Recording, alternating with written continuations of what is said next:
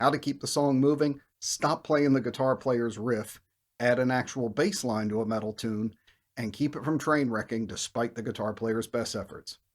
That plus a bunch of new announcements. Metal Bass Monday.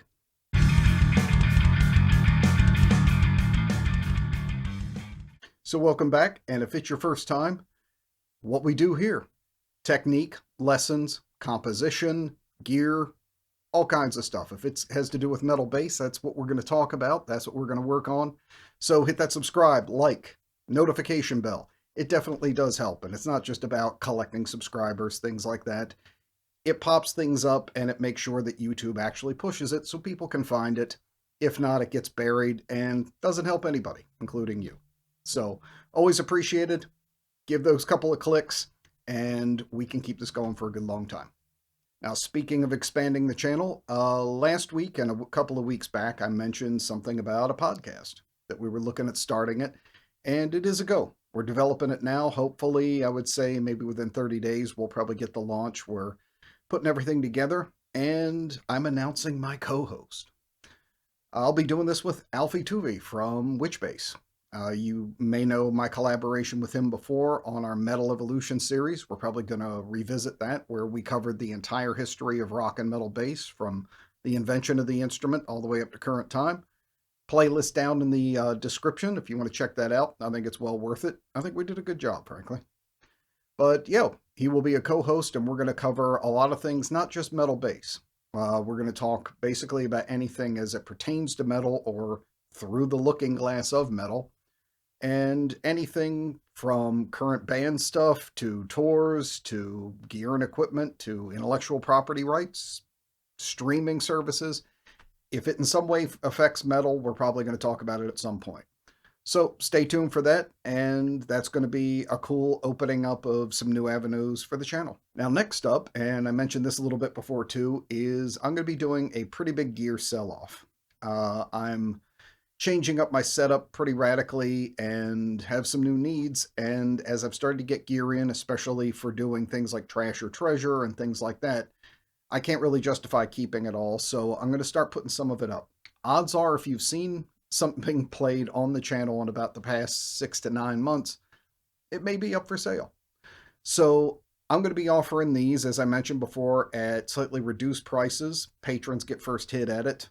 After that, subscribers, channel family, you guys will get a hit at it. And then at a higher price, it'll go out public on Reverb. But some of the things that have gone up probably will be a 5-string Evil Twin Schecter bass. It's modified by me, and most of these basses have gotten a better treatment by me and had some mods done. There's going to be a 36 scale Schecter Hellraiser bass, quilted with a purple quilt top, and it is one of only 2 in existence, and there will be no more. So, totally unique bass. I'm going to put that one up. 2 Banshee Elite guitars from Schecter and an E1 Explorer with custom chrome Fishman put into it. A lot of cool stuff, guitars and basses. So if you've seen something on the show and you always kind of wanted it and you're thinking it may go up for sale, hit me up at Rodney McG. I'll let you know if it's going and give you some inside info. Like I said, patrons first, and then channel subscribers and things, you'll get the reduced price, and then on Reverb it'll go for slightly higher. But that's the deal. So let's get into some taming of the guitar riff. So one of the big things that I think a lot of people actually have lodged, and I think it's a valid critique, towards a lot of modern metal, and has been kind of the consistent problem of a number of metal bass players, is the fact that so many just follow the riff. And a lot of don't feel that there's another option. In most modern metal, especially with down tuning, they feel that going off the track or playing different notes underneath of a riff, especially fast stuff, is just going to cloud things up. And if you look at it from a more crowded position, yeah, that's probably true. But there's another way to start picking out better bass lines to play underneath the riffs that also enhance the song and make your bass line more prominent, bigger, and louder. And contrary to Yngwie, every once in a while, less is more. God, I always hated that statement.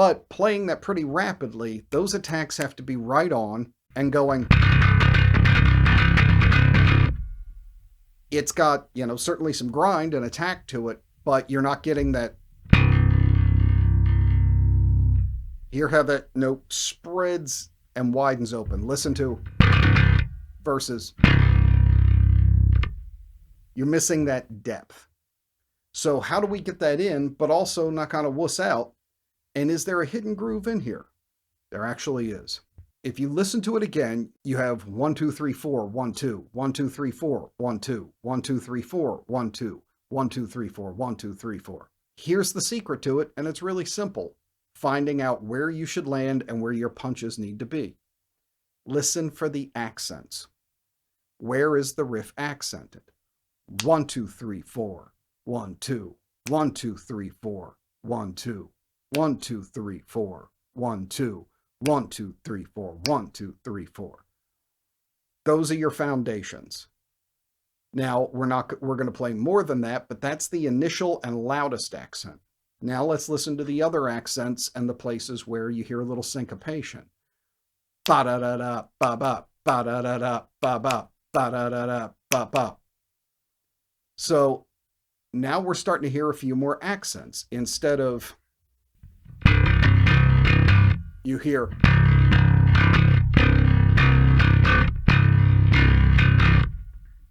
How do you pick out the accents if they're not that clear? Talk out the riff like I just did, and every time you hear yourself going bat, like giving it a little extra, that's an instinctive accent. Ba-da-da-bat, the bat, ba-da-da-bat, the bat. That's where the accent is. There's your bass line. It's hitting all the accent parts, which is the places that the riff needs to punch, and you want an attack on those things. But in between those, you want to let the note bloom so you get that just major undertow, massive gut punch of bass going on. Now, the thing is, this can reveal something going on where there's actually a groove that's hidden under all those notes. Let's check it out.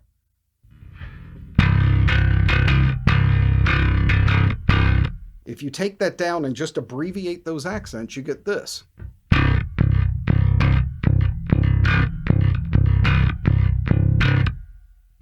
That's almost Latin. That's a little kind of bounce feel.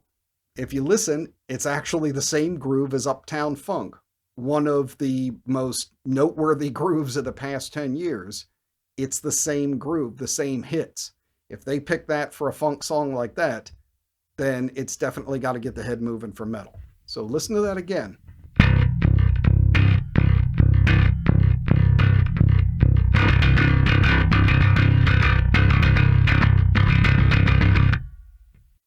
Dynamics are the same groove. This is also a key to good riff writing. Come up with a groove first, then add the chugs. Give it, funk brought into metal. You don't have to go new metal on it, but you can write complicated riffs with the dynamics in the right place to give it that hook and that drive. So I'm going to do Uptown Funk underneath a Hellbent, and that's going to be a way more effective way to play it. The bass is going to sound better. It's going to become less cluttered. The foundation and the groove is really going to fit.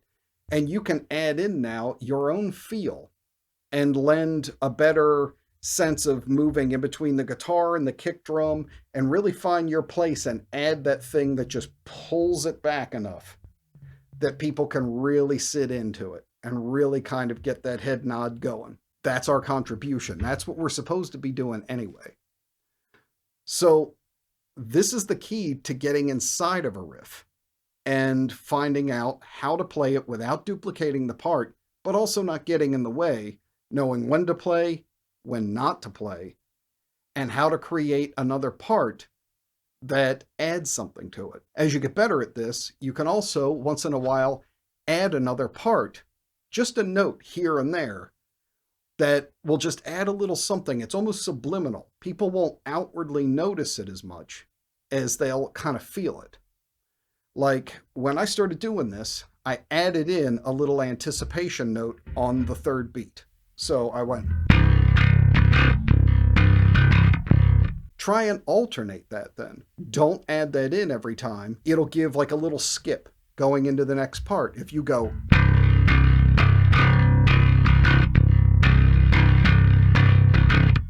so every other part, now you've got a longer statement going on. You'll hear it, but because it's going on underneath the vocals and cymbals and guitars and things, that little hiccup will just give that little punch or that little feel at the end of every two, or maybe you do it at the end of four, to push into the next repeat. And people feel it, and it'll give that little extra bump. And that's, again, those little decorations that we do to drive the song and push it harder. Those subtleties, when you add 4, 5, 6 of them throughout a verse, you can create a bass line that has little details and variances all over, doesn't follow the guitar, makes everything sound better, and comes out absolutely thunderous. You can really just absolutely drop the floor out of this. To make this point again, I've mentioned it on the show before, but if you want an amazing example of this, somebody absolutely taking over a mix based on one note, go back and listen to a Van Halen song called Unchained. Eddie Van Halen, you know, maybe you're into him or not, but no doubt one of the greatest rock riff writers of all time. He wrote a drop tune, C drop tune, or it was maybe C sharp. I think it was C sharp. Riff that's almost metal. Really raging riff. Amazing. And the song starts in with it. He's just crushing it. Absolutely killing it. Such a great riff. When the song starts in, you hear the drums ramp up, the bass does this. Just pulses on that one note and drops the floor. He's playing one note and he damn near blows Eddie off into the other side of the speakers. All of a sudden, that just staccato punch coming out of the bass is amazing. I can't think of a modern reference of a song where a bass does something like that. It's kind of a lost art. But you can do that and add that kind of punch by him coming in, Michael Anthony coming in with that one note and knowing that staccato pounding eighths were just going to drive a nail right through the center of the mix. It was perfect. He didn't do what most players would do now, is start following the riff, following the chord changes, doing all that. He just hit over and over again, right on the pulse with the drums. Amazingly powerful. That song would not carry the way it does, or have the punch or the absolute crush that it does, if he hadn't picked just to do that. So sometimes the secret isn't to play as many notes as you can, it's to be incredibly tactful about your choosing of them.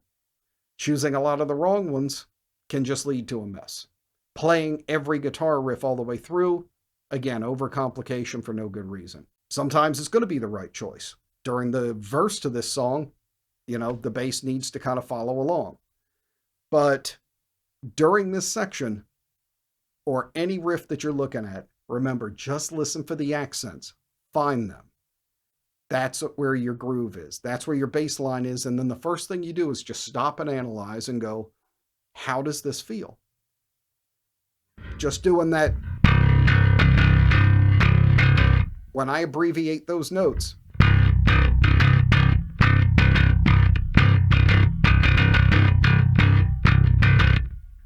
that's Latin dance right there. So I found that, unbeknownst even to myself, because I wrote the guitar part first, that hidden underneath of it was Latin swing. You never know what's lurking around in there until you go digging. And that's our job as bassists. So simple formula, simple idea, but really, really effective. So use this one, get inside of it, and I'd love to hear from you on this. How does this information work out for you? Can you see a place where even in your own songs or something that this is going to fit?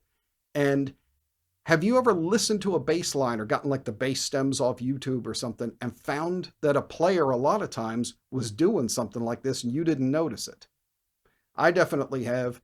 And the funny thing is, a lot of times, especially because bass is set back, that our attack isn't always as noticed. A lot of times when we think the guy's playing along, he's not always. So you're being fooled a lot of the time anyway. This goes on more often than you know, and you think the guy's absolutely killing it. The key is sometimes get the stems or watch them live, and you'll notice that they're not always chugging along, but it's more effective because of it. So, love to hear your thoughts on it and some examples of this. Let's share them and point them out and that kind of thing. And I will see you down in the comments below. For my patrons, you have the stems are there. You can hear how I played the different parts and all the way through. And now you'll probably be able to pick out that I'm not playing the bass exactly like the guitar in those parts. If you'd like to get that stuff, Patreon links below, subscribe star. I'd love to see you over there, and always hit me up with questions about any of this stuff that you like. I'm easily gotten a hold of through the subscribe star and patron channel. So thanks as always to my patrons who are doing this. Let's talk about those and get on a live stream soon and talk about composition and analyze those tracks. So with that wrapped up, again, I'll see you down in the comments. Thanks as always. I'll see you on the next one.